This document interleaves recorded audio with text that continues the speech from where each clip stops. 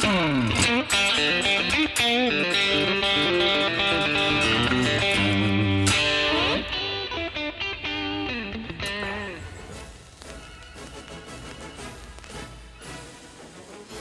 afternoon, morning, evening, hello. So it's January 2021. It's a Thursday afternoon here in Manchester. It's not just tier 4 anymore. It's national lockdown, ladies and gentlemen. So everyone's out there sort of doing what they're supposed to be doing, which is nice to see. Yeah. I'm just in here doing what I imagine a lot of us are doing, just drinking some coffee and listening to The Battle of Britain by Ron Goodwin. I want to talk to you about this fella here. Back in March 2020, I think it was, something terrible happened to this guitar. You can guess: broken necks, broken hearts, broken wallets. Shows you how long it takes me to edit a video. So let's go back in time to talk to me talking to you back in... It's a video of me talking about that. I'm sad. I'm sad. It's Sunday morning, and I had a gig last night in Chester. It was a lot of fun. It was a really nice gig. But one terrible thing happened. I knocked my SG off its stand, and it landed face first flat on the stage. And what happened to so many Gibson owners has now happened to me. In a way, I'm part of an exclusive club.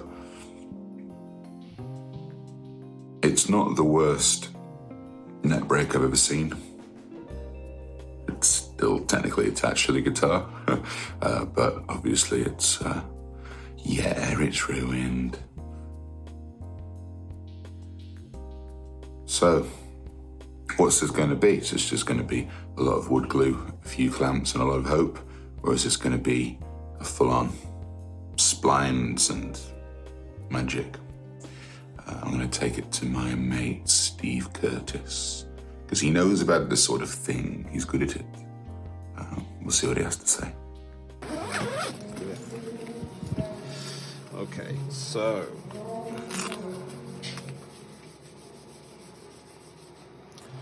the dreaded neck break.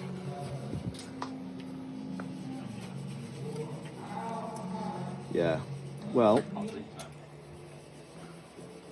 it's definitely broken.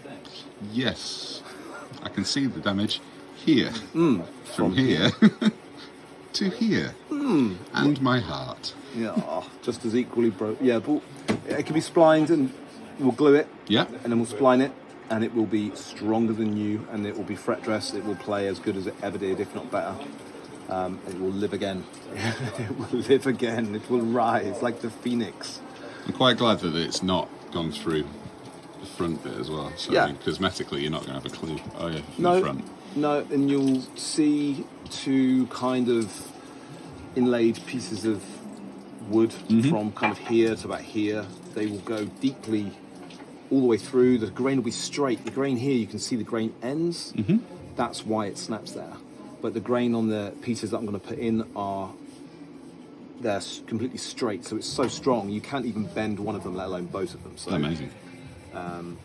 yeah, it'll be great. Super strong, and you'll see it because we could spray and blend in as much as possible, but I'm assuming Not bothered, am I? there's not a lot of point. No.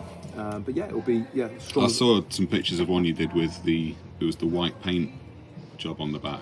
And you had no idea at the end of it. It was amazing. No, there's a couple in here that have you wouldn't. I mean, I would know because I would know exactly what to look for. But otherwise, if it was painted, you wouldn't know. I mean, this is obviously you can see the grain, so Yeah. if it was a solid colour, you would never know really. Just as long as it's one piece, I'm happy.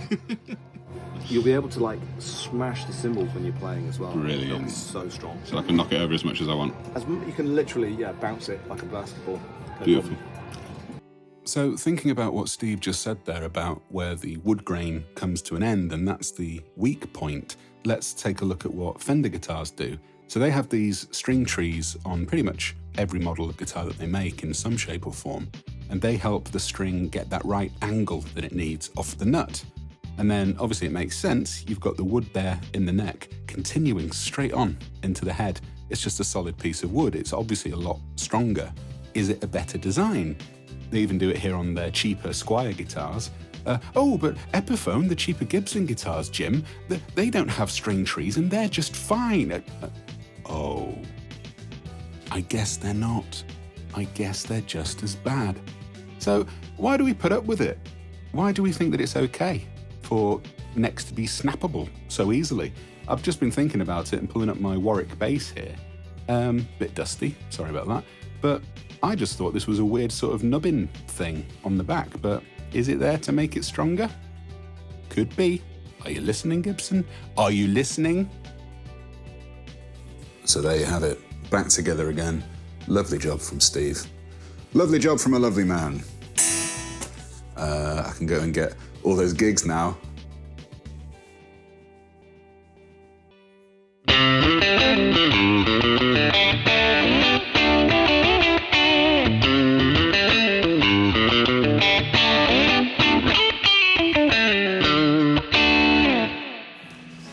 Right, side 2, Battle of Britain.